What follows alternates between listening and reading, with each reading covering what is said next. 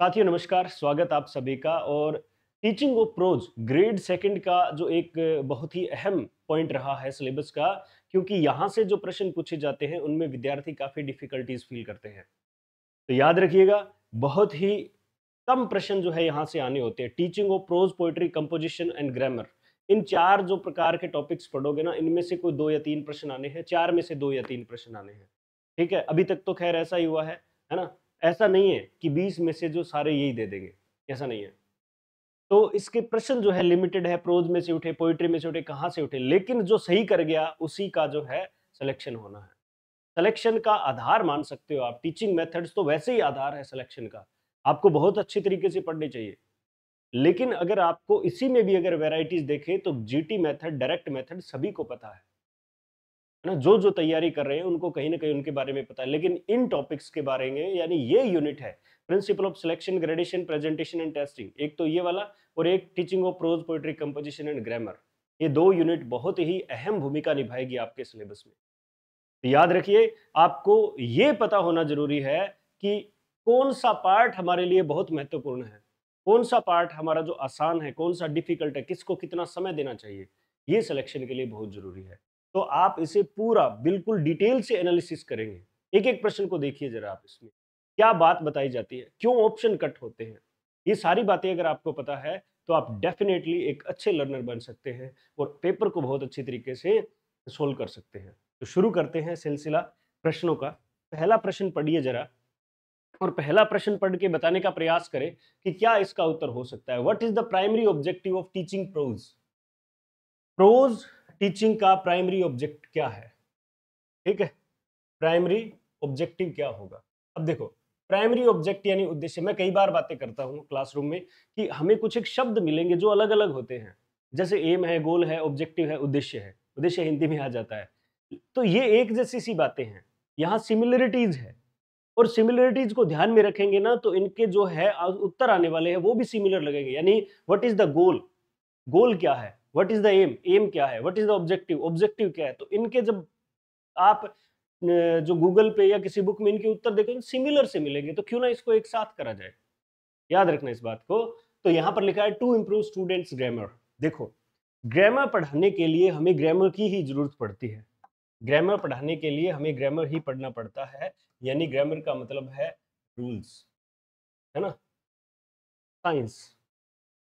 तो हमें ये ध्यान में रखना है कि जो हम ग्रामर इंप्रूव करते हैं तो ग्रामर के माध्यम से ही करेंगे, प्रोज के माध्यम से नहीं करेंगे। प्रोज क्या है? प्रोज क्या है? Fiction and non fiction work, story, ठीक है, ऐसे, नोवेल, ये चीजें हो जाएगी। तो इनमें ग्रामर का कोई जो है रोल नहीं, इनसे ग्रामर नहीं, इंसिडेंटल ग्रामर जरूर इसमें आ जाता है। यानी कि जब आपको एक अच्छा सेंटेंस मिला तो आपने बच्चों के सामने उसको एक्सप्लेन कर दिया, ये हो सकता है। दूसरा है to develop critical thinking and comprehension skill, ये हो सकता है इसका उत्तर। उसके बाद में है to enhance speaking skill.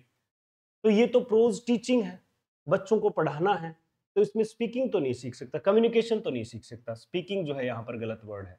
To improve students vocabulary, हाँ, ये दोनों उत्तर में कोई गलती नहीं है, कोई भी गलतियां नहीं है इन दोनों उत्तर में। यहां पर टेक्स्ट पढ़ने से आपकी वोकेबलरी इंप्रूव होती है, क्योंकि वोकेबलरी जो है डेवलप करने का सबसे बढ़िया तरीका है to to use it in sentence. किसी वाक्य में प्रयोग करके अगर वोकेबलरी सीखे तो जल्दी सीख सकते हैं। तो याद रखें, ये दो इसके उत्तर बन सकते हैं, लेकिन हमें ऑप्शन जो है दो गोले काले नहीं करने, हमें एक करना है। तो क्या करेंगे?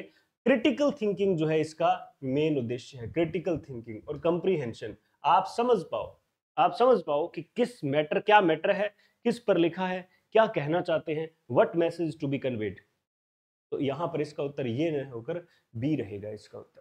के बाद में which of the following is recommended step when introducing prose text of student. कौन सा सबसे अच्छा स्टेप है जब हम किसी विद्यार्थी को प्रोज टीचिंग करते हैं, प्रोज के लेसन्स जो है पढ़ाते हैं, तो क्या स्टेप होना चाहिए, है ना। रिकमेंडेड स्टेप इज यानी एक ही होना चाहिए, पहला क्या होना चाहिए, ये कुल मिला के इस क्वेश्चन से ये पूछा जा रहा है। If you are going to teach prose text, है ना, what will you do very first, आप क्या करोगे पहली बार। तो ये बात कर रहा है, start with a detail grammatical analysis of the text. Text के अंदर ग्रामर को एक्सप्लेन करेंगे। नहीं करेंगे भाई।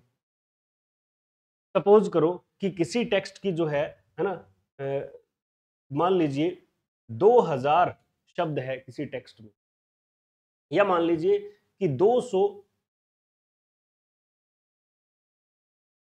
200 स्ट्रक्चर्स है, 200 सेंटेंसेस है, तो 200 सेंटेंस का आप ग्रामेटिकल एनालिसिस करेंगे, ठीक है, तो उसमें तो भाई समय बहुत लग जाएगा, फिर तो दिक्कत है। नहीं। Provide background information about the author and the text, ये हो सकता है इसका उत्तर। Read the entire text aloud with the explanation anything. आप पढ़ा ही रहे हो तो रीड तो कर ही रहे हो ना।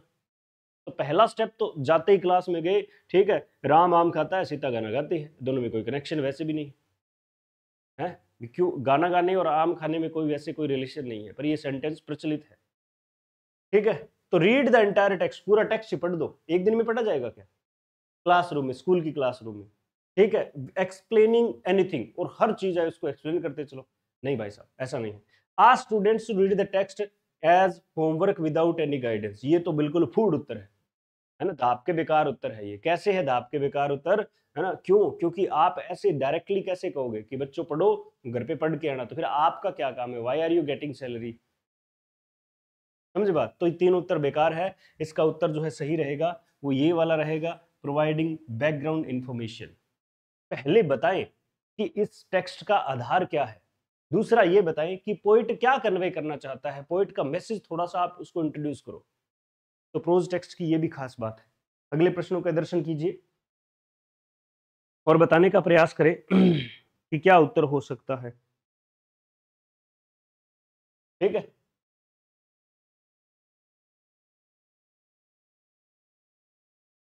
बताइए जरा। सेंटेंस है, when assessing students comprehension of pros, जब आपने प्रोज टेक्स्ट को पढ़ा दिया है, जब आप उनसे क्या कर रहे हो, कंप्रीहेंशन क्वेश्चंस पूछ रहे हो।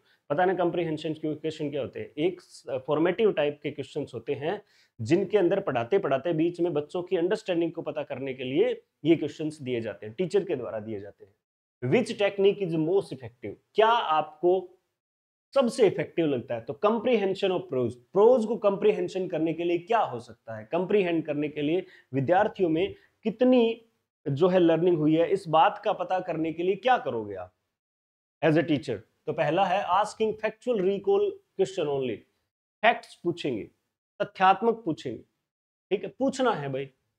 Factual recall question, recall question कौन से होते हैं? ऑब्जेक्टिव टाइप होते हैं, ठीक है। रिकॉल टाइप कौन से होते हैं? ऑब्जेक्टिव टाइप क्वेश्चन होते हैं। उसके बाद है providing a summary of the text for the students to memorise, क्या समरी रट लीजिए। तो कंप्रीहेंशन करने के लिए समरी को रटना एक गलत आदत है, गलत बात है, ये हो नहीं सकता, ऊपर वाला हो सकता है ये। Engaging student in the discussion and asking open ended question, open ended question ये भी हो सकता है, ये भी हो सकता है प्राइमरी लेवल पर, ठीक है। Having students right definition of difficult words, कि आप क्या करो, विद्यार्थियों को ये कहो कि इसमें डिफिकल्ट, उनको क्या है, आप जो है डेफिनेशंस लिखिए, इनके मीनिंग्स लिखिए, इनके मीनिंग्स लिखिए और बताइए। तो क्या इससे कंप्रीहेंड हो जाएगा क्या, समझ का पता लग जाएगा क्या? नहीं लगेगा, लिखने से नहीं लगेगा। अब दो उत्तर बच गए, फैक्चुअल रिकॉल क्वेश्चन, फैक्ट्स पूछ लिए, या फिर क्या पूछ लिए, डिस्कशन कराएं बच्चों से, ठीक है, कि इस पार्ट से आपने क्या जाना, और ओपन एंडेड क्वेश्चन पूछिए, ठीक है। एक तो ये बात है, एक छोटे छोटे प्रश्न पूछ लीजिए, ठीक है, दोनों ही सही बात है। यहां पर सही, ज्यादा सही बात क्या है, प्रोज जो है एक लंबा टेक्स्ट होता है, बड़ा टेक्स्ट होता है, इसके अंदर अगर छोटे क्वेश्चन पूछेंगे तो कंप्रीहेंशन का पता ही नहीं चलेगा। मान लीजिए कोई पोएम है 10-14 लाइन की, एक सोनेट पढ़ाया, ठीक है, एक सोनेट पढ़ाया, छोटी चीजें हैं, कोई एक पॉइंट पढ़ाया है आपने, उसके क्या कर सकते हो आप, छोटे क्वेश्चन यानी ऑब्जेक्टिव टाइप क्वेश्चन पूछ सकते हो। अगर आपको ये करना है कि आपको प्रोज टेक्स्ट है, लंबा टेक्स्ट है, प्रोज सामान्यतः लंबे ही होंगे, कम से कम 4-5 पेज के तो होंगे ही होंगे, ठीक है। इस टेक्स्ट से रिलेटेड अगर आपको विद्यार्थियों का कंप्रीहेंशन जानना है, तो at the end of the lesson, lesson खत्म होने के बाद उन्हें इंगेज करना चाहिए आपको, है ना, किसमें? बातचीत करने में, उस टेक्स्ट के बारे में। हताई कौन करनी, बैठा चुगली भी कौन करनी, आपको इंगेज करना है उनको इन टेक्स्ट के बारे में बातें करने के लिए। और दूसरा काम क्या करना है, ओपन एंडेड क्वेश्चन पूछिए कि आपको क्या लगता है, ठीक है, लेंचो कैसा आदमी था, है ना, कैरेक्टरिस्टिक ऑफ लेंचो, ठीक है। पोस्ट मास्टर जो था वो कैसा इंसान था, उसका कैरेक्टरिस्टिक बताइए। तो फिर वो बातें करते हैं, ओपन एंडेड होते हैं, चाहे जितने वर्ड बोल सकते हैं। ठीक है, तो ये क्वेश्चन जो है ज्यादा सही है, ये आंसर। ठीक है, which teaching strategy is best suited for analysing characters development in approach text. Character development के लिए कौन सा जो है सबसे ज्यादा बढ़िया रहेगा? रोल प्लेइंग एंड और ड्रामेटाइजेशन, ठीक है, डिस्कशन एक्सरसाइज, रीसाइटिंग की पैसेज फ्रॉम द टेक्स्ट, ये तो नहीं है। डिक्टेशन एक्सरसाइज, वर्ड मीनिंग, किसका है? कैरेक्टर डेवलपमेंट के लिए। Asking students to copy students from the text, ठीक है, कौन सा हो सकता है? Which teaching strategy is best suited for analysing character development in prose text, क्या हो सकता है? कैरेक्टर डेवलपमेंट कैसे हो सकता है? सबसे बेकार उत्तर छांटिया। सबसे पहले क्या बोला है? रोल प्लेइंग और ड्रामेटाइजेशन। कैरेक्टर डेवलपमेंट करना है ना आपने, किसी भी एक स्टोरी के अंदर आपको ये जानना है कि उस कैरेक्टर को कैसे डेवलप किया जा सकता है। तो पहला है ड्रामेटाइजेशन और रोल प्लेइंग, ये हो सकता है। डिक्टेशन से नहीं होगा। कैरेक्टर का मतलब है ना स्टेज पे परफॉर्म करना, कैरेक्टर का मतलब क्या हो जाता है? स्टेज पर परफॉर्म करना। तो रोल प्लेइंग हो सकता है, डिक्टेशन जो है नहीं हो सकता। उसके बाद रीसाइटिंग की पैसेज, मैं ना मेन पैसेज को रीसाइट कर लो ना भाई। और ये तो बिल्कुल बेकार वर्ड है, ये देखो, कॉपी करना। ठीक है, asking students to copy sentence from the text, आप सीधे कॉपी करते चलो, नहीं, इसका 1 नंबर उत्तर हो जाएगा। यानी रोल प्लेइंग या फिर ड्रामेटाइजेशन से ही आप जो क्या है इनके कैरेक्टर को डेवलप कर सकते हैं। प्रोज है ना, प्रोज के अंदर कैरेक्टर्स होते हैं। बताइए जरा नेक्स्ट क्वेश्चन के आंसर। और आप लोग जो है वेरी सुन आप भर्तियां पाएंगे, आने वाले 1-2 महीने में ही आप भर्तियां पाएंगे। और मैंने जैसे आपको बताया कि भर्ती आने से पहले कुछ हद तक आपका जो है मोर देन 70% जो सिलेबस कवर होना चाहिए। आप अगर कवर कर लेते हो तो you will be very confident in this vacancy. तो आप टेस्ट सीरीज के माध्यम से भी कर सकते हो। यूकन एकेडमी आपके लिए हमेशा हेल्पफुल रही है। और आप लोग जो है ज्वाइन करेंगे और बिल्कुल डिटेल्ड इंग्लिश ग्रामर और टीचिंग मेथड्स के नोट्स आपको मिलेंगे, कहीं कोई दिक्कत नहीं है। एक्सरसाइज के साथ सब कुछ बहुत ही स्मूथली चल रहा है। टेस्ट जो है वो पीडीएफ टेस्ट कोर्स के साथ भी जो है अवेलेबल है, आप उनको भी जो है ज्वाइन कर सकते हो। तो आगे अपने उत्तर बताएं जरा आप। पहला क्वेश्चन है, which of the following activities can help the students enhance their understanding of the prose. क्या हो सकता है? पढ़े 4 ऑप्शन। फिर है, how can a teacher promote active reading in prose, है ना, ऑफ प्रोज इन क्लासरूम, किस तरह से कर सकता है? बताइए क्या हो सकता है? Which of the following activity can help the student enhance their understanding of prose. बढ़ा कैसे सकता है प्रोज की अंडरस्टैंडिंग? पहले देखिए, silent reading with no further activities. ठीक है, साइलेंट रीडिंग से समझ ज्यादा आता है। साइलेंट रीडिंग का मतलब होता है आप आत्मसात कर रहे हो। दूसरा है reading allowed and focusing on pronunciation. और क्या करना है? एक्टिविटी, ज्यादा अंडरस्टैंडिंग कैसे कर सकता है? Group discussion and debate on the theme of the text, ये है। मेमोराइजिंग, ये मेमोराइजिंग तो होगा ही नहीं, ये कहानी नहीं होगी। यानी आप रट्टा मार रहे हो प्रोज का कितना रट्टा मारोगे आप? जो है एक बड़ा पैसेज रट के बता दो आप, गलत बात है, ये तो बिल्कुल ही गलत बात है। तो silent reading with no further activities, बस साइलेंट रीडिंग कर। प्रोज को कॉम्प्रीहेंड करना है, प्रोज को क्या करना है ना, लर्निंग एनहेंस करनी है। तो आप जो है फर्दर एक्टिविटीज के बिना तो गड़बड़ है काम। उसके बाद है reading allowed and focusing on pronunciation, है ना, रीडिंग अलाउड और फोकस करो प्रोनाउंसिएशन पर। तो क्या सिर्फ प्रोनाउंसिएशन ही डेवलप होगा? सही बात है। Group discussion and debates on the theme of text, इस पर आप जो है काम करें ताकि विद्यार्थियों में प्रोज रीडिंग का इंटरेस्ट डेवलप हो और आगे भी भविष्य में वो इस तरह की पढ़ा भी अच्छा पाए, या फिर ये कहें कि वो एक अच्छे प्रोज राइटर बन पाए, है ना। नेक्स्ट क्वेश्चन देखिए जरा, how can a teacher promote active reading of prose in a classroom. Active reading को कैसे प्रमोट कर सकता है ना, प्रोज टीचिंग में? By asking student to summarise the text after the reading. आपने क्या करा है, एक टेक्स्ट को पढ़ा कोई भी एक को, और उसको कहा कि आप उसको समराइज करें, छोटे रूप में लिखेंगे। दूसरा है by reading the text and text allowed while student passively listen, कि एक विद्यार्थी पढ़ेगा बाकी सारे सुनेंगे, यही हो सकता है एक्टिव रीडिंग के लिए। Bye focusing only on the difficult vocabulary in the text, ये तो सिर्फ वोकेबुलरी पर फोकस करो, इससे प्रोज रीडिंग जो है वो प्रोज एक्टिव रीडिंग डेवलप हो सकती है। By skipping difficult section, skip, why skipping, why skipping, skip करने से क्या हो सकता है, ये तो एक जो है किसी अध्यापक के द्वारा क्लासरूम में पाठ पढ़ाते समय समय बचाने के लिए कर सकता है, और हमें समय बचाना नहीं है, एक आदर्श अध्यापक तो समय बचाएगा नहीं। तो बताएं जरा क्या हो सकता है इसमें। बाय आस्किंग स्टूडेंट, विद्यार्थियों को कहें कि आप क्या करोगे, समराइज करोगे रीडिंग के बाद, तो इससे active reading, active reading activity होगी। क्या इसको पढ़ना एक्टिविटी नहीं है, उस पर वर्क करना एक्टिविटी। देखो एक्टिविटी क्या है, सीएलटी में एक्टिविटी क्या है, कम्युनिकेटिव लैंग्वेज टीचिंग। एक्टिविटी का मतलब समझिए, यहाँ पर एक्टिविटी का मतलब ये होता है कि जब आप किसी बात को पढ़ाते हो, ठीक है, और बच्चों ने उसको दोबारा पढ़ लिया, ये एक्टिविटी नहीं है। बच्चों से उससे रिलेटेड कोई एक्ट करवाइए, कोई बात करवाइए, कुछ कार्य करवाइए, ये एक्टिविटीज होता है। मान लीजिए कोई बच्चा जो है क्लासरूम में किताब लेकर पढ़ रहा है और बच्चे उसके पीछे पीछे बोल रहे हैं, तो ये एक्टिविटी नहीं है, ये सिर्फ रीडिंग है, ये सिर्फ रीडिंग हो जाएगा और आपको एक्टिविटी करानी है ना। तो यहाँ क्या हो जाता है, पहले बाय आस्किंग स्टूडेंट के समराइज करें आप, कब, जब आप एक बार टेक्स्ट को पढ़ लो उसके बाद, तो ये सबसे ज्यादा सही रहता है। उसके बाद है what does role of scaffolding play in teaching prose, prose teaching में स्कैफोल्डिंग का क्या रोल है, ठीक है। पहले तो ये बताएं ये स्कैफोल्डिंग होता क्या है। मैंने एक बार टेलीग्राम ग्रुप में एक जो है टेक्स्ट डाला था, आप you might have studied it, तो आप जो है समझिए इस बात को। स्कैफोल्डिंग क्या होता है कि टीचर के द्वारा हेल्प करना विद्यार्थी की, मैं थोड़े छोटे रूप में बता रहा हूँ, टीचर के द्वारा एक विद्यार्थी की हेल्प कर देना पढ़ते समय, ठीक है। तो देखिए जरा, it focuses solely on correction students error, it helps, it helps building students understanding step by providing support, ठीक है।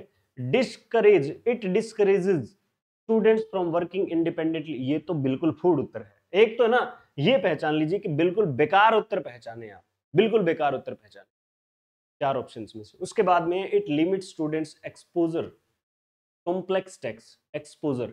अब इसमें क्या है, स्कैफोल्डिंग प्ले, को-फोल्डिंग का क्या रोल है टीचिंग प्रोज में, तो वो क्या करता है, करेक्शन पर फोकस नहीं करता, हेल्प होती है टीचर की। करेक्शन हेल्प नहीं होता, करेक्शन तो करेक्शन ही होता है कि मैंने कोई गलती कर दी उसको करेक्ट करना, ये हेल्प नहीं है। हेल्प ये है कि किसी भी कार्य को आगे बढ़ाने के लिए, किसी भी लर्निंग को ज्यादा करने के लिए उसकी, जैसे कम्युनिकेशन के दौरान दो लोग कम्युनिकेशन कर रहे हैं और टीचर उसको ऑब्जर्व कर रहा है, ऑब्जर्व करते समय टीचर को ये लगा कि यहाँ कमी है, तो वो उसको क्या है, साथ मिलकर को कम्युनिकेटर बनकर उसको आगे बढ़ाए, तो ये हो जाती है हेल्प। तो करेक्ट नहीं होता। It help build the students understanding step by step, ये सही उत्तर है इसका, है ना। प्रोवाइडिंग सपोर्ट, और ये आ भी गया कि सपोर्ट प्रोवाइड करना क्या होता है, स्कैफोल्डिंग होता है, ठीक है। तो इसका उत्तर रहेगा 2 नंबर। आगे है which of the following is a key element of teaching prose, है ना। Key element teaching prose that foster deep comprehension, बहुत ज्यादा समझ कैसे डेवलप कर सकते हो। मैं कई बार क्लासरूम में ये सोचता हूँ कि बच्चों को कुछ ऐसे किस तरह से व्यवस्थित किया जाए, किस तरह से व्यवस्थित किया जाए कि उन्हें बाद में याद नहीं करवाना पड़े, और रियल लाइफ में यही होता है। कैसे भाई, ठीक है। क्या की एलिमेंट है प्रोज टीचिंग में जो फोस्टर करे, किसको बढ़ाए, किसको, कंप्रीहेंशन को, समझ को। Extensive vocabulary drill, extensive vocabulary drill, तो शायद वोकेबलरी पढ़ने से सिर्फ वोकेबलरी ही याद होगी, प्रोज का कोई मैटर नहीं है। ये तो आप थोड़ा सा देख लीजिए, ये उत्तर नहीं होगा, है ना। फिर है connecting the text to real life experience, कैसे। एक है 10वीं क्लास में पार्ट है द नेकलेस, है ना, द नेकलेस, द नेकलेस। अब नेकलेस जो पार्ट है, उस पार्ट के अंदर वो चोरी हो जाता है, कोई मांग के हार लेके गई थी, वो चोरी हो गया, ठीक है। तो अब उनके रियल लाइफ से जोड़ेंगे कि कई बार ऐसे होता है कि हम कोई चीज ले आते हैं खेलने के लिए या फिर लिखने के लिए, कॉपी ले आए, मान लो एक स्टूडेंट ने दूसरे स्टूडेंट की हेल्प के लिए जो है वो कॉपी मांग ली है जिसमें से कुछ लिखना है। अब वो आते ही वो कॉपी जो छोटे बच्चे हैं उन्होंने फाड़ दी, क्या जवाब दोगे? आपके साथ रियल लाइफ में ऐसा हाँ जी, हुआ है जी। हुआ है जी, होता है जी। तो ये ना इसने 36,000 का जो है, उस ज़माने में 36,000 का हार गुमा दिया, डायमंड नेकलेस। ठीक है? तो कितना परेशान हुए होंगे। इस तरह से रियल लाइफ से कनेक्ट करना हो सकता है। समझ तभी डेवलप होगी, कोई गाना आपको क्यों अच्छा लगता है भाई साहब? समझिए इस बात को। कोई सॉन्ग आपको क्यों अच्छा लगा? क्योंकि थे आत्मसात करो, खुद ही हीरो, सामने हीरोइन भी है, सब चीज़ें आप ही हो। कई बार तो बस में बैठे-बैठे गाने सुनते रहते हैं, ज़ोर से म्यूज़िक बजता है तो ऐसे मन करता है कि मैं अब करियाँ नाच, है ना? ऐसे होता है कि नहीं होता? तो वही बातें हैं, connecting the text to real life experience ये सही हो सकता है। आस्किंग स्टूडेंट्स कॉपी ग्राफ मतलब ये चुगले उत्तर हैं एक नंबर के। कॉपी करना, कॉपी मार लो, कैरेक्टर डेवलपमेंट हो जाएगा। कॉपी कर लो, कम्प्रीहेंशन हो जाएगा। तो स्कूल में जाके फीस भरने की क्या ज़रूरत है? ठीक है? फोकस ऑन है ना punctuation and sentence structure only, only word आ जाए ना, समझ में ओनली वर्ड आ जाए, भाषा में ओनली वर्ड आ जाए, बड़ा ही नेगेटिव होता है, बड़ा ही गलत उत्तर होता है। इसका उत्तर हो जाएगा बी। नेक्स्ट। तो आप जो है तैयारी को बहुत जोर-शोर से शुरू कर दीजिए और आपको पता है कि आने वाले दिनों में बहुत ही अच्छी तरह से वैकेंसीज़ मिलेगी आप सभी को। क्वेश्चन है what is the purpose of using pre reading activity in teaching prose? Pre reading, post reading होता क्या है? आप अपने शेड्यूल को देखिए, आपका जो टेक्स्ट आप जो शेड्यूल मिला है आपको टेस्ट का, उस शेड्यूल के अंदर पहले आप क्या करते हो? सर्वप्रथम जो है आप क्या करते हो उसको देखते हो कि क्या-क्या दिया है। अब उसमें आपने टेंस उठाया तो टेंस के बारे में थोड़ा बहुत जान लेना, वो प्री रीडिंग होता है। आप समराइज़ करो, समराइज़ पहले तो आप समराइज़ नहीं कर पाओगे हालाँकि टेक्स्ट को, लेकिन टेंस के बारे में छोटी-छोटी बातों को जान लेना कि ये इतने प्रकार के प्रेज़ेंट, पास्ट, फ्यूचर होते हैं। प्रेज़ेंट और पास्ट टेंसेस होते हैं, फ्यूचर के टेंस का नाम नहीं लिया जाता। इसके इतने जो है वो एस्पेक्ट्स होते हैं, ये इसका टाइम और टेंस में ये फ़र्क है। छोटी-छोटी बातें जान ली, ये प्री रीडिंग। फिर आपने डिटेल्ड पढ़ा, फिर आपने पोस्ट रीडिंग करी, यानी बाद में उसको रिवाइज़ जिसको आप बोलते हैं, वो किया। तो प्री रीडिंग का क्या रोल है? To assess students prior knowledge, है ना? पिछला ज्ञान जानना। आप बताते हो ना, जैसे आप टेंस पढ़ाते हो तो वर्ब की फॉर्म्स तो बताओगे, तो पहले पिछली क्लास में याद की हुई वर्ब की फॉर्म्स पर आप फोकस करोगे। To provide answer to question in advance, advance में बता दो क्या बेटा ये देखो मैं पढ़ा रहा हूँ प्रोज, ठीक है? और ये इसकी प्री रीडिंग मैंने आपको बता दी और ए ले उत्तर, है ना? वाह वाह वाह वाह, मजा ही आ गया पढ़ के। ठीक है? छोटे बच्चों में समझ नहीं होती, वो कहेंगे गुरुजी बढ़िया है, ज्यादा धोखा कौन करे, सीधा ही उत्तर बताया, चलो जी बढ़िया है। गुरुजी खराब भी करने लग रहे हैं। To provide answers to question in advance, ये तो एडवांस में गलत है। To teach grammar rules before the text, ये तो ध्यान ही रख लीजिए, प्रोज टेक्स्ट में ग्रामर का ज्यादा बड़ा रोल नहीं है इंसिडेंटल ग्रामर के अलावा। उसके बाद में है to eliminate the need of post reading activities. Pre reading क्यों होती है? पोस्ट रीडिंग को हटाने के लिए। वाई ना, ना और ना और हाँ। To assess students prior knowledge. Last question आज का, मैं बार बार बता रहा हूं आपको, तैयारी आपको शुरू कर देनी चाहिए और जहां भी आप पढ़ रहे हो आप बहुत अच्छे तरीके से पढ़े। ठीक है? क्या लिखा है? Which of the following approaches can enhance students critical thinking by while studying prose? Critical thinking, है ना? आलोचना समालोचना, आप बता सको कि ये सही ये गलत। किसी मूवी को देख के आए तो आप जो है मुंह उठा के आप रिव्यू मत दीजिए कि ये मूवी बड़ी अच्छी थी। आप जानिए कहाँ प्लॉट सेटिंग, सॉन्ग्स में कहाँ कमी थी, एक्टिंग में किसकी कमी थी, किसने शानदार एक्टिविटी करी। कुछ लोग जाकर जो है मूवी देखते हैं और जो प्रोटोगनिस्ट होता है उसके एक्शंस को देखकर वापस आ जाते हैं। आपने देखा ही नहीं कि हीरोइन जो है ना? उसकी क्या एक्टिंग थी, क्यों उसको शामिल किया गया इसमें, विलेनियस कैरेक्टर जो है उसकी क्या एक्टिविटीज थी, क्या उसके रोल उसके अकॉर्डिंग थे कि नहीं थे। ये सारी बातें समझने होते हैं, फिर जाकर समझ कर आप बताइए कि ये मूवी कैसी थी। तो इसे ही कहते हैं क्रिटिकल थिंकिंग। ठीक है? क्या हो जाएगा? क्या हो जाएगा? पहला है focusing only on the literal meaning of the text, सिर्फ वर्ड मीनिंग देख लो जैसे डिक्शनरी में है ना भाई, ऐसे से क्रिटिकल थिंकिंग डेवलप नहीं होगी। Encouraging the student to question that motives and actions of character, बताइए क्या उद्देश्य थे एक्शन के, कैरेक्टर के एक्शन और उसका उद्देश्य क्या था, इसके बारे में जानकारी लेना, पूछना। मेमोराइजिंग की एलिमेंट्स, ये मेमोराइजिंग बड़ा नेगेटिव वर्ड है, रट्टा मारने से कुछ समझ में आता है क्या? नहीं आता। अवॉइडिंग कॉम्प्लेक्स डिस्कशन, अवॉइड करो किसको? कॉम्प्लेक्स डिस्कशन, कि बहुत ज्यादा गहराई में जो है आप नहीं डूबेंगे उस टेक्स्ट के।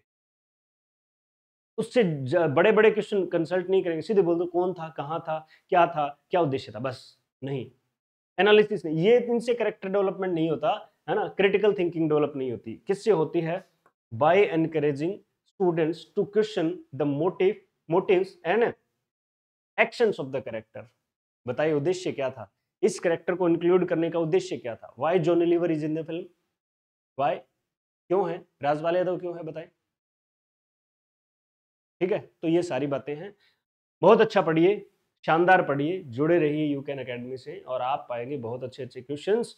और शेयर ज़रूर करें आप इसको, सब्सक्राइब ज़रूर करें। कमेंट्स में जो है आप बताएँ कैसा लगा आपको हमारा मैटर, और सारी चीज़ें बहुत ही इम्पोर्टेंट है आपको समझने के लिए। प्रश्न पढ़ने के तरीके आने चाहिए। मिलते हैं अगली क्लास में।